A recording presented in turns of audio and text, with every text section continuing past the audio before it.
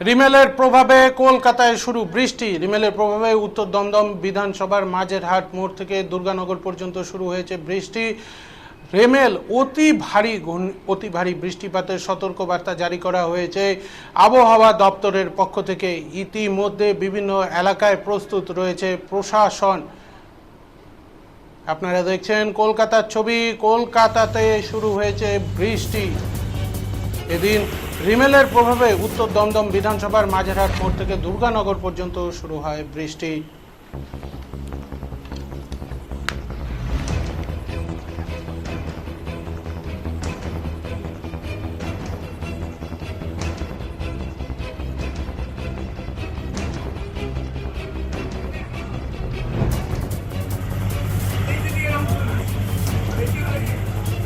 ওই অল্পতে আমি দেখব।